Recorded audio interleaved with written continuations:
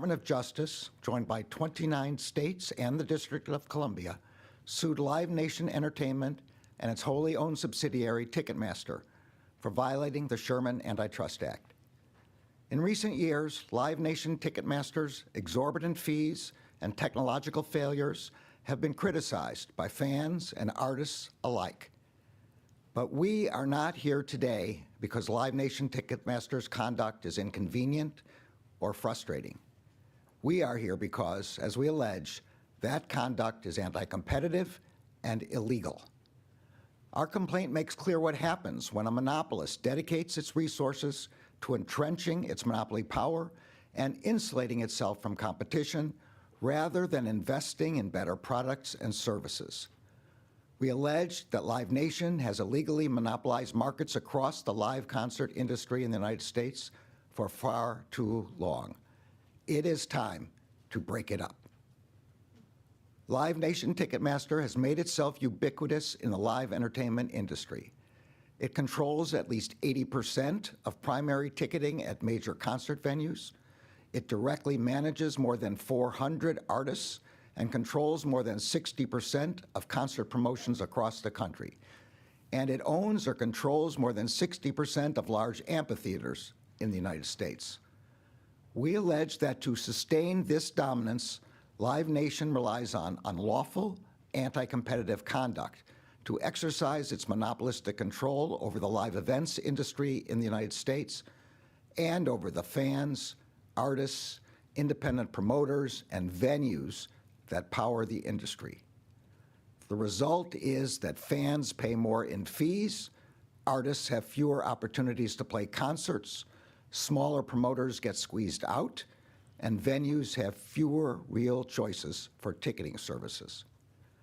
As detailed in our complaint, Live Nation Ticketmaster locks out competition in ticketing through the use of long-term, exclusive ticketing contracts with venues that can last over a decade, as well as by acquiring venues themselves. With exclusive agreements that cover more than 70% of concert ticket sales at major concert venues across the country, Ticketmaster can impose a seemingly endless list of fees on fans. Those include ticketing fees, service fees, convenience fees, platinum fees, price master fees, per order fees, handling fees, and payment processing fees, among others. For fans in the United States, this illegal conduct means higher prices. In other countries, where venues are not bound by Ticketmaster's exclusive ticketing contracts, venues often use multiple ticketing companies for the same event, and fans see lower fees and more innovative ticketing products as a result. We also allege that Live Nation Ticketmaster uses these long-term ticketing agreements with venues and its control over those venues to unlawfully pressure artists into agreeing to use its promotion services. In fact, Live Nation often sacrifices profits it could earn as a venue owner by letting its venues sit empty, rather than opening them to artists who do not use Live Nation promotion services, even during peak concert season. Live Nation has not only deployed anti-competitive tactics to coerce artists and venues into using its services and to charge fans excessive fees, it has also worked strategically and illegally to eliminate the threat of potential rivals from emerging across any of its businesses. As detailed in our complaint, Live Nation suffocates its competition using a variety of tactics, from acquisitions of smaller regional promoters and venues, to threats and retaliation, to agreements with rivals designed to neutralize them. This has included acquiring or co-opting key independent promoters, even when the economics of a particular deal did not make sense for Live Nation's promotions business. For example, as recounted in our complaint, Live Nation acquired a controlling stake in AC Entertainment, an independent promoter in Tennessee. Live Nation's chief strategy officer assured executives that even though, quote, the numbers are not super exciting and this feels like more of a defensive move, the acquisition helped, quote, grow our moat in the Nashville market. When faced with another potential competitor to its promotions business, Live Nation took action to ensure that the competitor would not threaten its dominance in the live music industry. Live Nation initially categorized that competitor, the venue operator Oakview Group, as one of its, quote, biggest competitor threats. Over time, however, Oakview and Live Nation morphed from competitors into partners. As detailed in our complaint, Live Nation executives repeatedly scolded Oakview for trying to compete. In one instance in 2016, Live Nation's CEO warned Oakview that competition would only lead to artists demanding more compensation.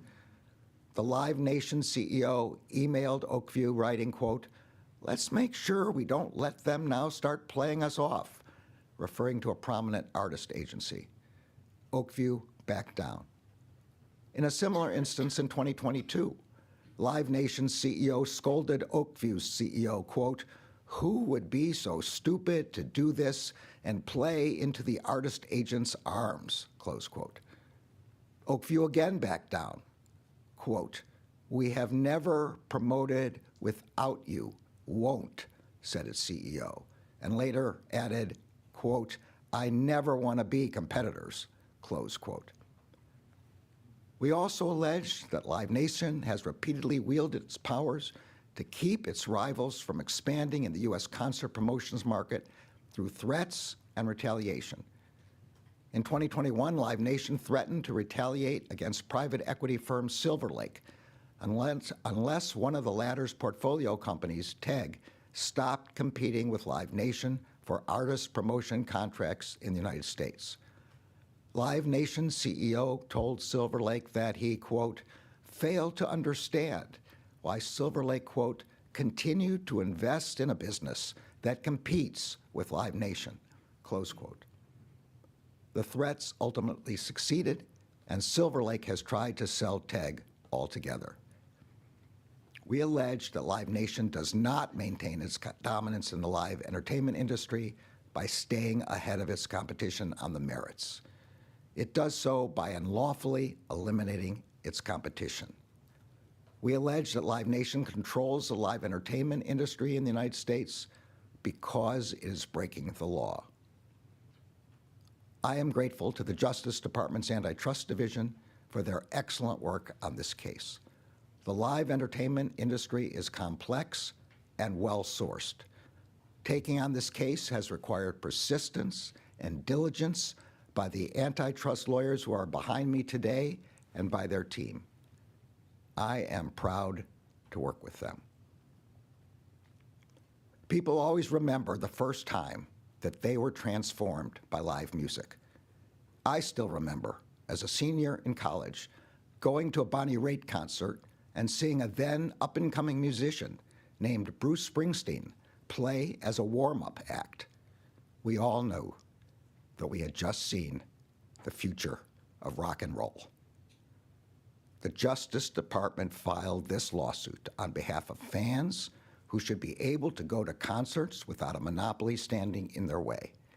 We have filed this lawsuit on behalf of artists who should be able to plan their tours around their fans and not be dictated by an unlawful monopolist. We have filed this lawsuit on behalf of the independent promoters and venues which should be able to compete on a level playing field. And we have filed this lawsuit on behalf of the American people. It is time for fans and artists to stop paying the price for Live Nation's monopoly. It is time to restore competition and innovation in the entertainment industry. It is time to break up Live Nation Ticketmaster. The American people are ready for it. Thank you. I'll now turn this over to the Deputy Attorney General. Good morning, everyone, and thank you, Mr. Attorney General. Today's announcement reflects the latest efforts by the Department of Justice to combat corporate misconduct. Since day one of this administration, we have prioritized holding the most serious corporate wrongdoers accountable, from bribe payers to money launderers to price fixers. Our fight against corporate wrongdoing includes an intense focus on anti-competitive conduct, which disadvantages consumers, workers, and businesses of all kinds.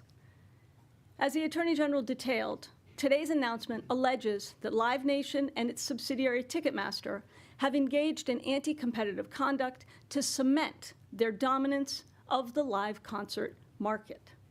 It lays out how Live Nation Ticketmaster acts as the gatekeeper for an entire industry, reaching its proverbial hands into every stage of the concert life cycle, from who promotes the shows to where they happen to how they are ticketed. And with its exclusionary conduct, Live Nation effectively reaches into the pockets of concert goers by driving up fees. Over the years, Live Nation has intentionally blocked others out of the market, limiting where shows can take place, who can sell tickets, and who benefits from them. As alleged in the complaint, they've employed a range of tactics to keep competitors out of the market. Long-term exclusive ticketing contracts, serial acquisitions of regional competitors, and threatening to retaliate against venues.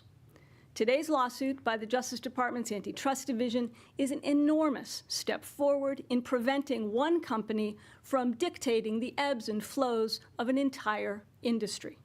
It's a step forward to give more venues, promoters, and ticket sellers a chance to compete for the biggest shows. And it's a step forward in making this era of live music more accessible for the fans, the artists, and the industry that supports them.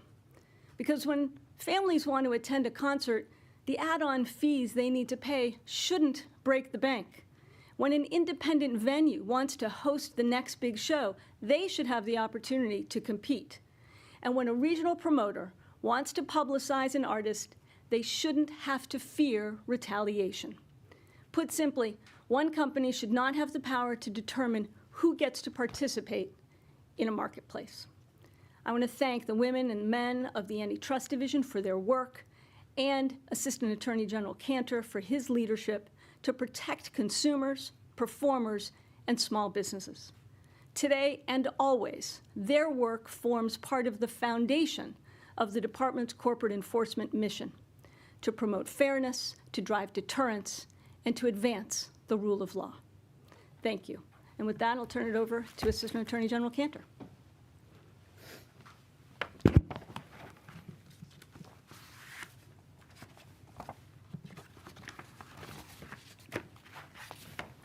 Thank you, Attorney General Garland and Deputy Attorney General Monaco. The live music industry in America is broken because Live Nation Ticketmaster abuses its illegal monopoly. Today, the United States and 30 state attorneys general filed an antitrust lawsuit that seeks to restore competition by breaking up Live Nation Ticketmaster. The recipe for live music includes three key ingredients: artists, venues, and fans. Live Nation Ticketmaster's dominance has allowed it to exert control over all three. It starts with power over artists. Today, Live Nation Ticketmaster represents hundreds of artists through its dominant promotions business, which controls the organizing, marketing, and financing of large concerts. Live Nation Ticketmaster also owns or controls venues at which these concerts are held. For example, it owns 60 of America's 100 large amphitheaters. At these venues, Live Nation Ticketmaster not only earns money from tickets and fees, but also from concessions, merchandise, sponsorships, and even parking. And through its Ticketmaster subsidiary, Live Nation controls primary ticketing at hundreds of other venues across the country. And it is through these exclusive ticketing arrangements that Americans face the dreaded Ticketmaster tax, the seemingly endless set of fees ironically named service fee or convenience fee when they're anything but. Our lawsuit explains through detailed allegations how Live Nation Ticketmaster weaponized and entrenched its power at the expense of artists and music fans across the entire country. Just by way of example, the lawsuit alleges how Live Nation Ticketmaster sought to avoid expensive bidding wars that would have returned more money to performers. This is bad news for all artists, but it is especially bad news for working musicians who do not have the power to fight back. Despite its already massive size and power, Live Nation Ticketmaster has acquired even small and regional promoters that Live Nation feared could one day threaten its dominance. As the complaint also alleges, Live Nation Ticketmaster threatens and retaliates against venues that try to choose a different promoter or ticketer. If you're an artist, you understand what's at stake. Use Live Nation for promotion or risk being locked out. In its own words, Live Nation uses its exclusionary conduct as a, quote, hedge against significant improvements by the competition or even a new competitor, end quote. But the cost of that hedge is one that we all pay.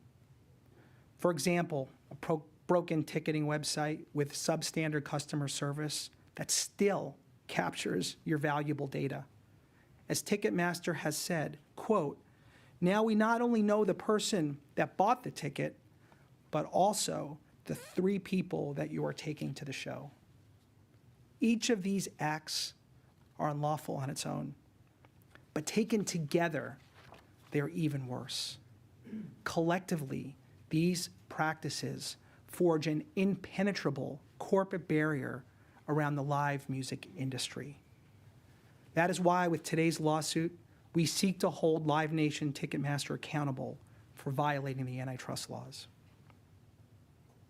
The legendary songwriter Harlan Howard famously described American music as 3 chords and the truth. This is more than just a clever turn of phrase. It speaks to the importance of music to free speech and the public discourse. Mr. Howard was right. Words and music come together to create one of our country's most cherished forms of free expression. Music is the soundtrack for our lives. As a country, it is how we communicate about politics, and love and despair, spirituality, humor, pain, joy, and everything in between. It is here, there, and everywhere. Live music should not be available only to those who can afford to pay the Ticketmaster tax. We are here today to fight for competition so that we can reopen the doors to the live music industry for all. In closing, I would like to thank the Antitrust Division and the staff who today are the rock stars performing to the delight of an entire nation. I would also like to thank the attorneys general and their amazing staffs from the states of Arizona, Arkansas, California, Colorado, Connecticut, the District of Columbia, Florida, Illinois, Maryland, Massachusetts, Michigan, Minnesota, Nevada, New Hampshire, New Jersey, New York, North Carolina, Ohio, Oklahoma, Oregon, Pennsylvania, Rhode Island, South Carolina, Tennessee, Texas, Virginia, Washington, West Virginia, Wisconsin, and Wyoming. They join us today in filing this important and historic case. Thank you. Questions here? One on topic and one off topic. I don't know who can answer the question, but when we talk about the Ticketmaster tax and these add-on fees, are we talking about tens of dollars or hundreds of dollars in terms of the average consumer? It's a good question, which I'm going to give to Mr. Cantor. I think you need to ask consumers what they think of the taxes that they're paying and the fees that they're paying. At the end of the day, in the aggregate, this amounts to billions of dollars in value across the entire country and across the entire industry. Mr. Attorney General, with information coming out that the Supreme Court Justice has had a flag associated with the Stop the Steal movement flying over his property, and with two January 6 related cases before the court, do you have any concerns, and is there anything the Justice Department can do or say about the situation? As you rightly point out, the Justice Department has cases before the Supreme Court, so I can't comment on any justice. Stefania?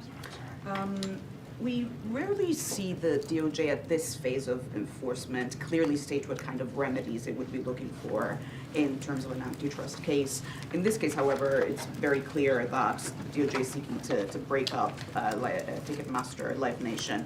Why did you decide to make this so clear at this moment in time, and what kind of remedy or potential breakup would satisfy basically the thinking of the DOJ in this case? Well, I'm going to leave the fuller answer to the Assistant Attorney General, but as the complaint describes, Ticketmaster is an important element in the gears. I think they describe it as the flywheel of the operation, and it's necessary to separate Ticketmaster from Live Nation to limit the overall dominance of the industry and all the effects on consumers, fans, promoters, artists that we talked about. But I'm going to let Jonathan say more.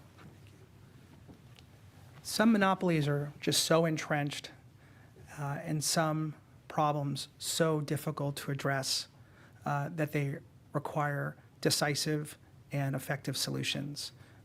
We request a remedy that has been used in antitrust law going back over 100 years, which is structural relief. Next question, Glenn. I have two questions for the Attorney General, neither of them on topic. I'm surprised.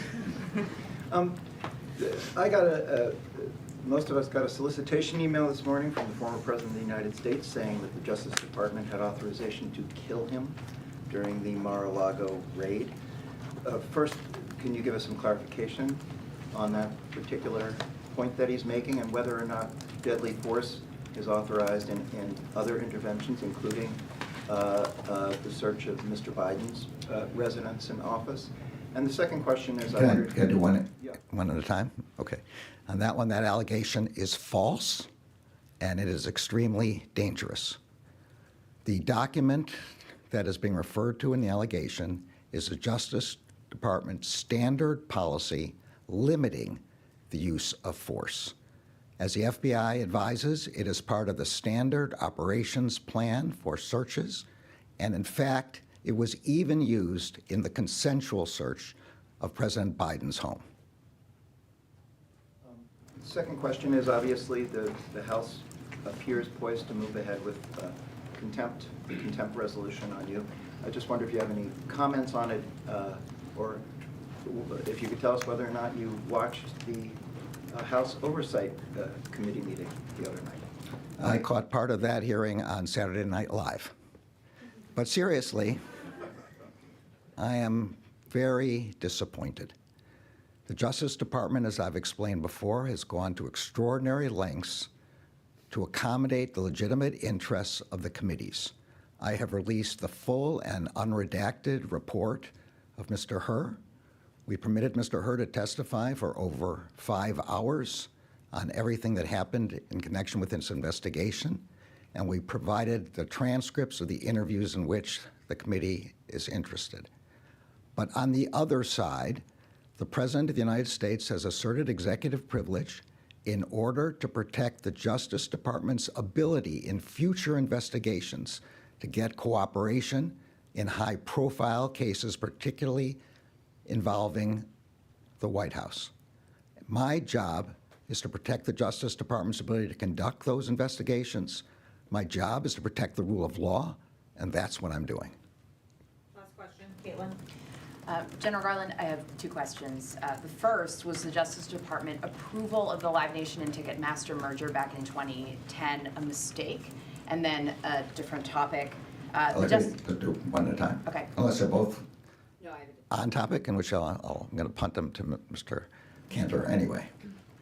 Is the other one also on topic or off topic? It's a different topic. Okay, so on that one, I think our complaint adequately describes the reason why that did not resolve the matter as far as we are concerned, but I'm going to let Mr. Cantor say a little bit more, and then I'll come back for you. The previous action involved one transaction. The current action involves a systemic and systematic pattern of anti-competitive conduct that addresses nearly every aspect of the live music supply chain. The previous action involved the Clayton Act, specifically Section 7 of the Clayton Act. The current action involves the Sherman Act, monopolization under Sections 1 and Section 2 of the Sherman Act. And then, General Garland, the Justice Department has said that in court multiple times that voters deserve a quick resolution to the cases against Donald Trump. If that does not happen, and there is not a resolution or any trial before the election, would that be a failure of justice? The Justice Department's position is to seek a speedy trial. That matter is now in the hands of the courts. I'm not going to speculate any further.